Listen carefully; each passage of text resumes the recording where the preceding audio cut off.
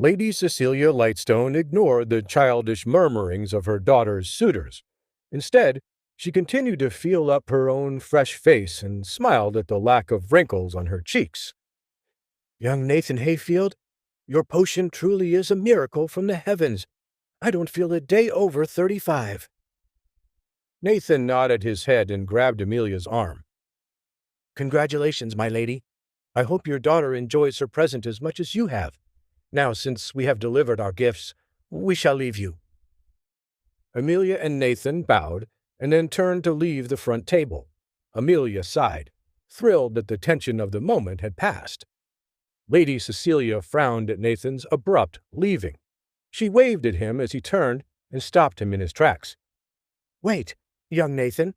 I have something to ask of you." "Yes, my lady?" "You said you brewed these elixirs of youth yourself, right? I mean, there's no other way you could have obtained this, right?" "Yes, my lady. I made this batch myself. The refining and brewing recipe wasn't too complex, really. It just required some rare ingredients. Like the high mountain snowflower, which my eldest son mentioned, you went to a lot of trouble to acquire, correct?" "It was not much trouble, but yes, that was the main ingredient." "Simply incredible." Amelia and Hagar both shook their heads in disbelief. "So that's what happened to the flower." Lady Cecelia nudged her husband, and the High Lord Lightstone turned to face his wife. "Yes, dear?" Lady Cecelia spoke loud enough for the entire crowd of party guests to hear. "According to the ancient book I read, an elixir such as this is at the very lowest level of the fortified potions, which is the highest stage of alchemy. That means that despite young Master Nathan's age, he's nothing short of an alchemy genius." The High Lord Lightstone's eyebrows raised, and it was obvious that he was extremely impressed. Cecilia's words were like a stone that caused 1,000 ripples throughout the sea of guests in attendance. Immediately, people murmured once more in hushed tones. "What? Did Lady Lightstone really say it was a fortified grade potion? I've only ever heard of those. Do they really exist? If they do exist, is it even possible for a kid that young to be able to brew them? The Duke's alchemist isn't anywhere close to as talented as that young man. Pshaw! Even the King's Imperial Alchemist is no match for this level of potion brewing. That Hayfield boy must really be one of the top alchemists in the entire kingdom. What an alchemy genius!" The High Lord Lightstone re-examined his son's friend with fresh eyes while he stroked his beard. Nathan Hayfield was certainly no ordinary boy.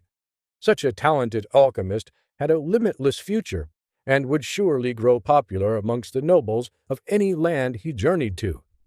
Lucius would have liked to have hired Nathan himself on the spot, if it weren't for the fact that undoubtedly more powerful figures would try to recruit him, perhaps even the king himself. Hagar, meanwhile, took another heavy chug from his goblet of mead and breathed a sigh of relief. "To think I almost made a guy like that an enemy for life. Thank the heavens I didn't offend him too much. Not only is he a fearsome spiritual warrior, but he's also an expert alchemist. Everyone will want to be his friend now. Such talents are rarer even than having skill with the blade." A talented kid like Nathan was like a solid block of gold in an otherwise barren coal mine. Hundreds would fight over the chance to own his many valuable talents, and those who abused him would suffer for it.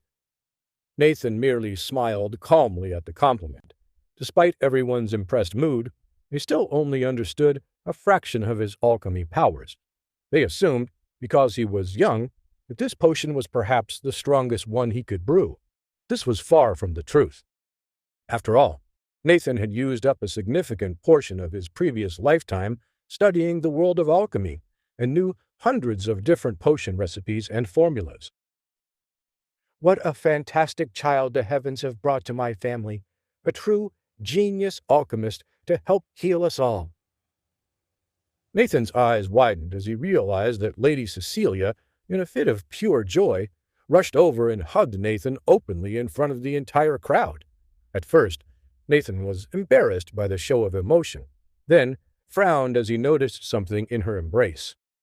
As Cecelia finally let go of him, Nathan's brow furrowed as he fell into a deep ponderance of something.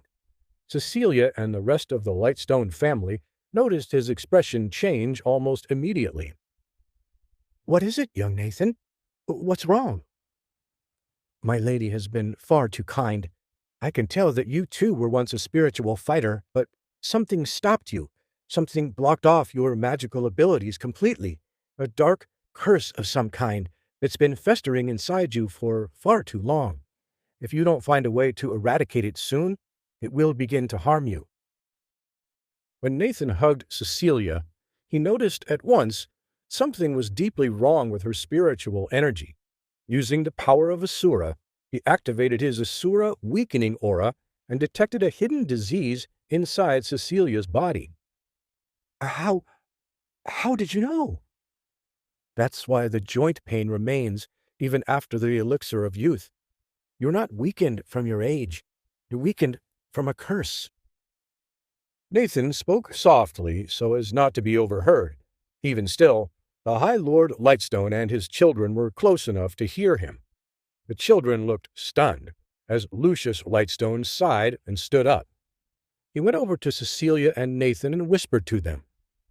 "Nathan, my boy, how did you know that? Please, tell me." Lucius's words were spoken very solemnly, and rather than address the boy like the child that he was, the High Lord spoke to Nathan as if he was an equal, like a nervous patient to an experienced healer. "My spirit sensed it as soon as she touched me. My lady seems to have entered a curse graveyard in her earlier years and was stricken by the curse as she tried to leave.